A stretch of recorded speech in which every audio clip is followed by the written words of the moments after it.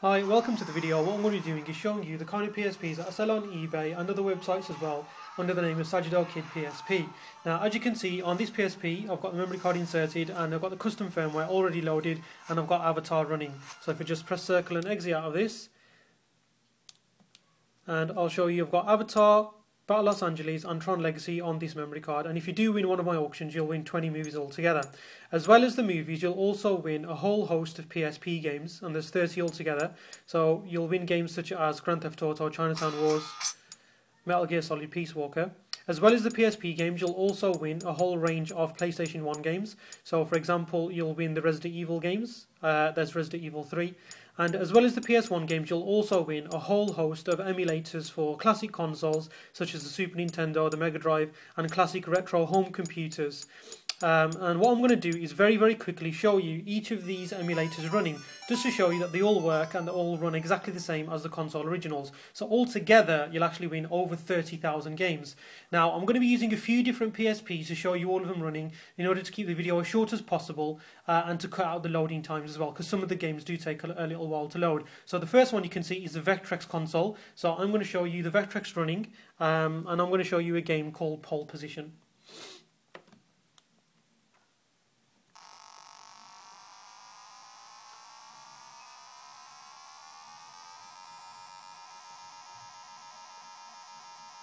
Okay, so as you can see, it's about as retro as it gets. So there's over 150 games altogether for the Vectrex, which is every single game ever made. And for just about every single emulator, I've got every single game ever made for that console or home computer. And that's why there's around 30,000 games altogether with the PSPs or the memory cards that I sell. Okay, so moving on then.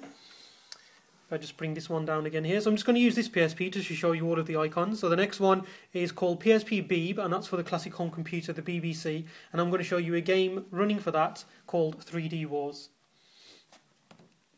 Okay, so again, pretty basic. We're going quite far back in time into the early 80s. Okay, that's enough of that, I think. Okay, so I bring this one back down again. The next emulator I'm going to show you is called Colem PSP, which is for the old console, the ColecoVision. And I'm going to show you a game on this, which you should all recognise, which is the original version of Donkey Kong.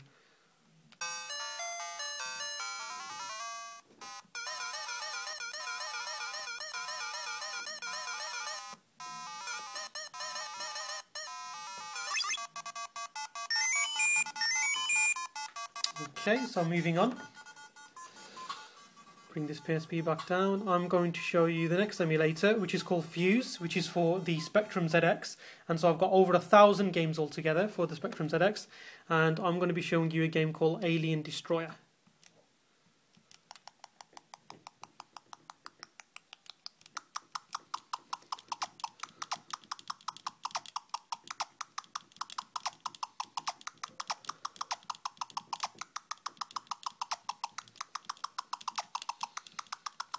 Okay, I think that's definitely enough of that.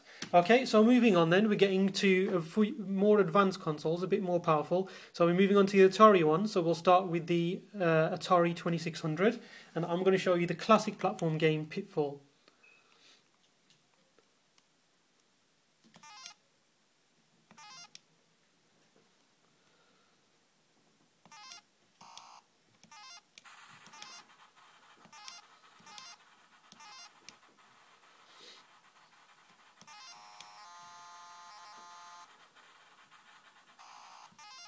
Okay, so again, that's enough of that. Okay, so moving on then from the Atari 2600, we logically go on then to the Atari 5200, which is a bit more powerful, some better games on there. So I'm going to show you an Atari 5200 game, which is the original version of Pac-Man.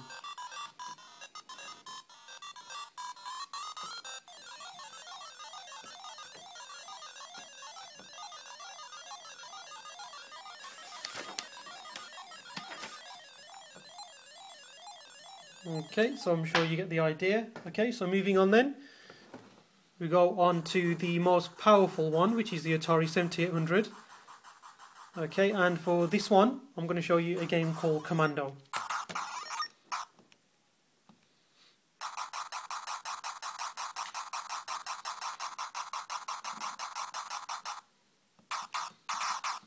Okay, and just like all the emulators that I've shown you so far, I've got every single game ever made for the Atari 7800.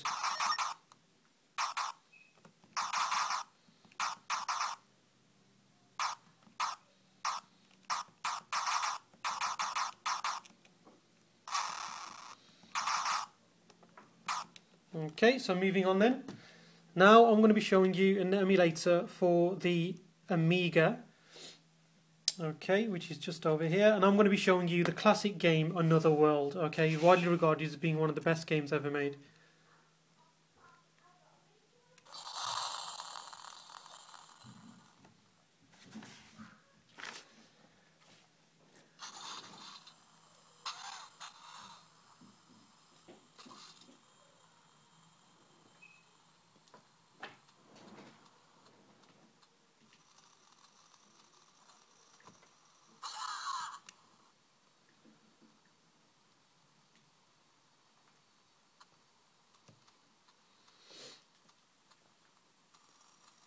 Okay, I'm going to get myself killed by a snake. Okay, so there we go. That's the Amiga. Again, every single game ever made running for that. So we're going to move on now to an emulator called Vice, which is for the Commodore 64. And again, I've got every single game ever made for that. And I'm going to show you a game not called Mission Impossible, but called Impossible Mission.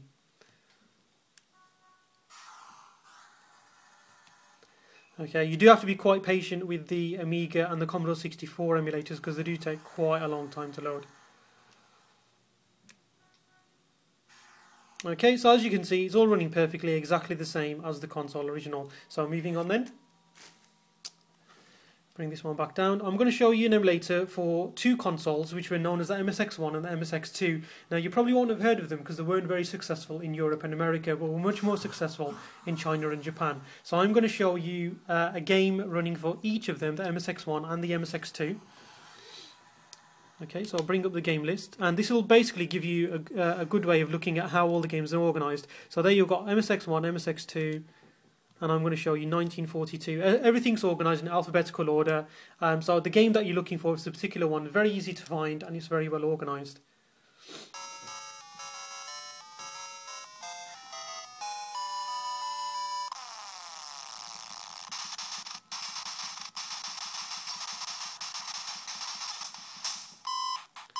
Okay, so I've died, so I'll show you an MSX2 game now. Okay, so again we go into the MX2 list and we just scroll down, and again you can see how everything's organised, alphabetical order. It's all perfectly organised, very easy to find what you're looking for, and it's pretty much the same for every single emulator. And I'm going to show you Metal Gear 2. Now, a lot of big franchises like the Metal Gear Solid games were originally made for the MSX console, and that's probably the reason why it was very successful in Japan. And then later on these kind of games were released on the NES and the Super Nintendo.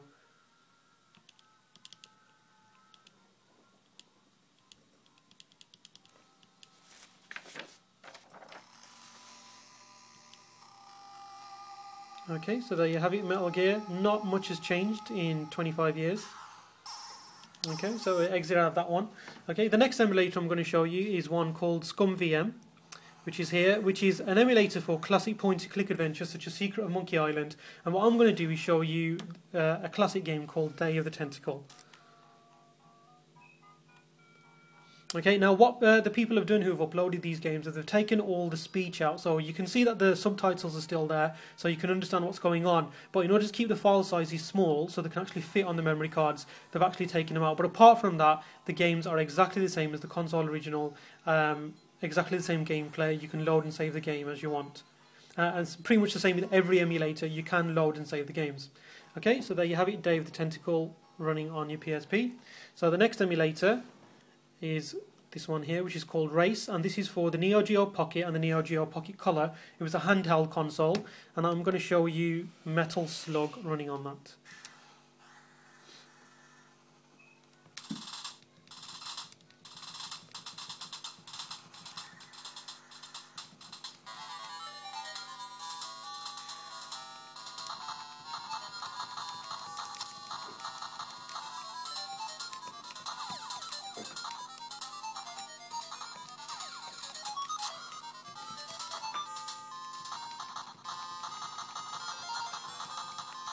Okay, so that's enough for that then. So Neo Geo Pocket and Neo Geo Pocket Color. The next emulator I'm going to show you is one called PC Engine. Now that's what the console was called in Japan, but we know it here as TurboGrafx, and I've got over 1,500 games for that, and the one I'm going to show you is one called Aero Blasters.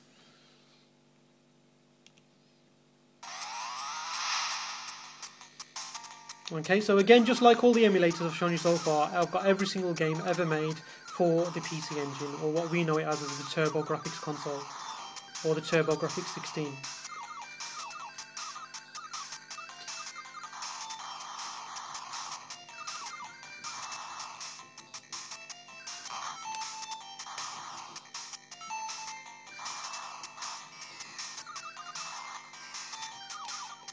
Okay, so that's enough of that. Okay, so moving on then, we're going to move on to the more widely commonly known console. So the first one is the NES, the Nintendo Entertainment System, and I couldn't show you this without showing you Super Mario Brothers.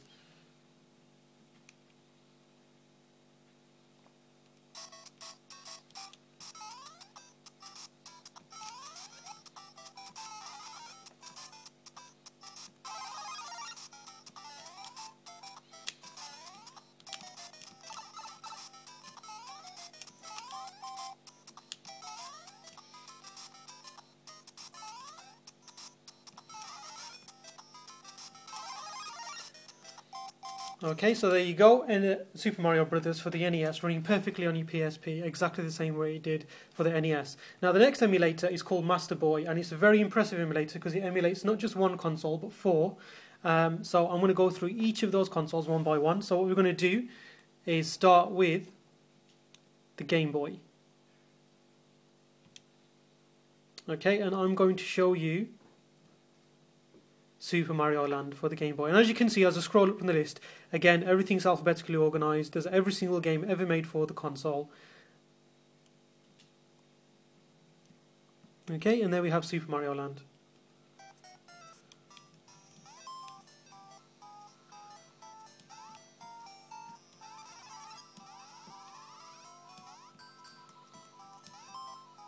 Okay, so we'll exit out of that, and I'll choose Load ROM. And so the next emulator that I'm going to show you is still in Master Boy, but for the Game Boy Color.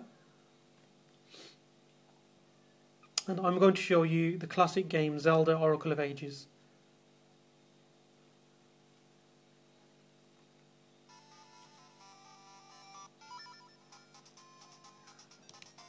Okay, so there you go. I'm going to exit out of that because there is quite a lengthy intro sequence if you start playing the game. But there you go, it's got every single Game Boy Color game ever made as well. So we're going to move on now to the Game Gear games.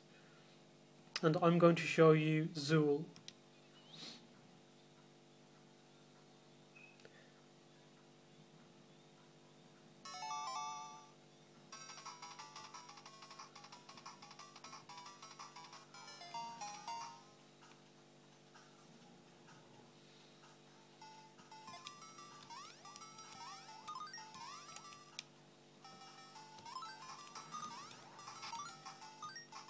Okay, so you get the drill by now, exactly the same as the console original, and every single game ever made for it, as well as this one.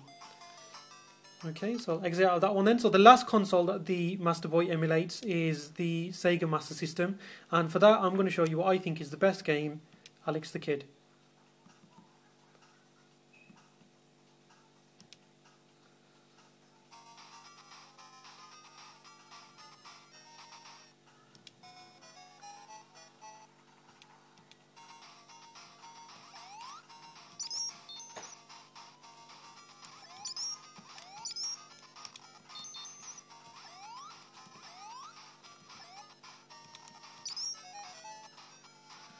Okay, so there you have it. Master Boy emulating the Game Gear, the Game Boy, the Game Boy Color, the Game Gear, and the Sega Master System. So the next emulator I'm going to show you is called GPSP, which is for the Game Boy Advance, and I'm going to show you Super Mario Kart Super Circuit. So Mario Kart basically for the Game Boy Advance.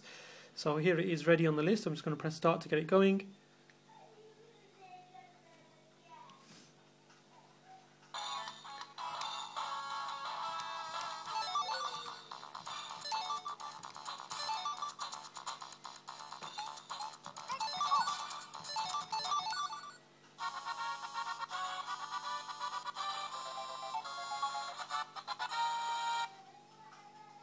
Okay, so as you can see, Mario Kart Super Circuit running perfectly on the PSP, along with every other Game Boy Advance game ever made.